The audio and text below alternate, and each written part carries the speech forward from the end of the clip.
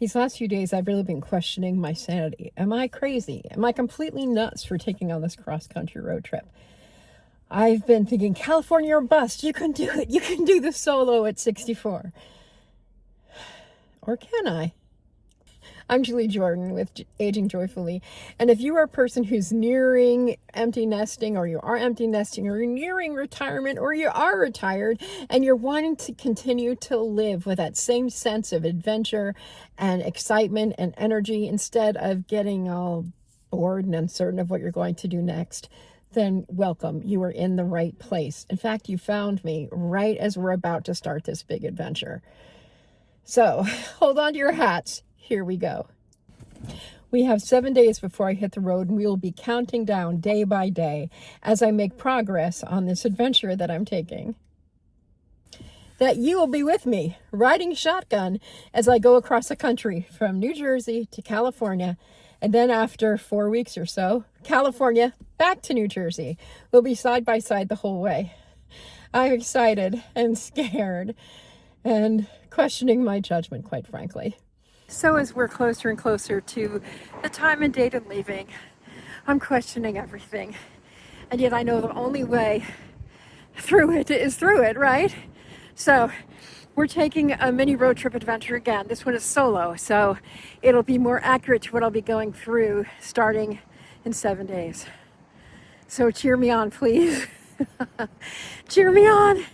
Welcome to our road trip warm-up, where we are going on a half-day road trip to Easton, Pennsylvania, and Wilmington, Delaware is our end goal point.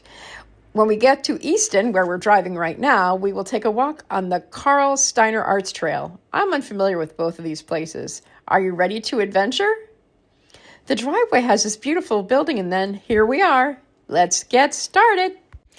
I had no idea what we would find in Easton. I tend to have low expectations, but Easton almost immediately blew me away.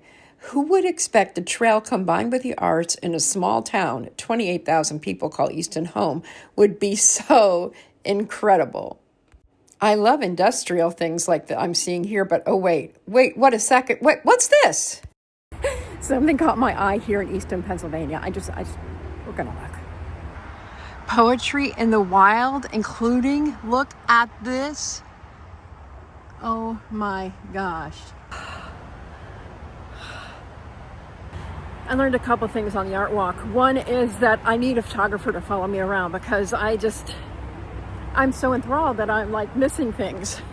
And of course, one of the things that I look for on my mini adventures is there an invitation for me to return here? Like, what is calling me to come back? A few steps in on this art trail, I've already found like 4 reasons to come back. Oh my goodness. And the industrial, I'm going to turn the camera to show you some of the industrial history. Now, I love American industrial history. I love the inventiveness. I have to interrupt myself there for a second, but I didn't even mention that Easton is the home of Crayola Crayons. Here nestled in. That's where Crayola and crayons, as in that thing that all school kids know about. It's where they got started here in the United States. Can you believe that? And they also had a huge silk industry in Easton. Part of the call to adventure is to know that adventuring is more of an infinite thing than a finite thing. One of the invitations I heard was to go back for the Crayola experience. And look at the sculpture just standing out there waiting. My belief is there are adventures literally everywhere. Coming into Easton/Allentown, did I expect something quite this cool? Never in a million years. Never in a million years. And yet here I am, thinking this is the coolest place in the world. Oh, that's what adventures are all about. I also love to find a good mural, especially a mural that tells a story. And this story is about to keep going, keep seeking freedom, keep seeking creativity. You can see the imagery, people coming out of the forest. There's James Baldwin. Okay, so it looks like they're talking about freedom from being enslaved. And I think that definitely there. Now, some of these people, I don't recognize them. I'm kind of embarrassed about that. If I was to go back to Easton for their poetry scavenger hunt, you better believe that I would investigate this mural more. I will also link up to the Crayola experience in the description below. When I go to new places, I really have zero expectations. I think this is one of the reasons why I get so much out of every adventure I go on.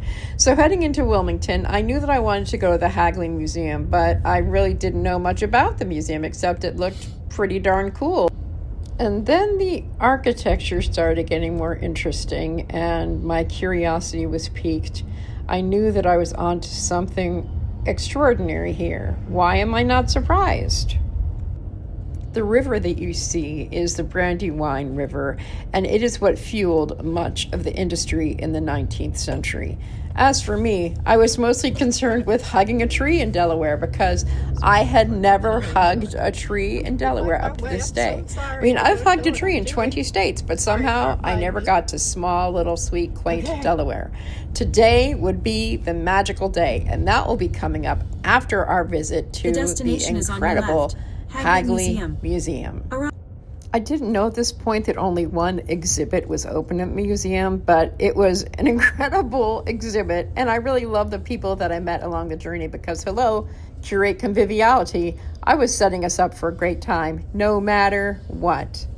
Before we go much further, I'd really like to know what you enjoyed the most out of our little short visit to Easton. What appealed to you there? Just walking into the Hagley, I was immediately entranced. But wait, what is this? Oh, it's a miniature of what this used to be, a cotton mill. The Hagley Museum was once a cotton mill before it became a gunpowder factory. The artistry of this miniature display is seen over and over again in the other displays in the museum. Just look at this artistry. I didn't do a very good job filming it, but I was tenacious. I kept trying, but look at the scope of this building so you can get some understanding to the size of the mill itself. I enjoyed this bird's eye view. Look at the figures at work there inside the mill itself. They tell such a story. Again, I was completely blown away. Here we are. I think this is the second or the third floor. And look at the drama that the artist put together with that woman and the man who's looking kind of upset with her. I wonder what was happening in that scene. We now move into the Hall of Inventors, and the museum definitely had a diversity of displays, both in representing the inventors themselves and the inventions. I was surprised, naturally on repeat. What you aren't seeing here is Thomas Edison. Whoops, I missed getting his photo or video. Sorry, Thomas. But look at all of these other cool people. I'm impressed.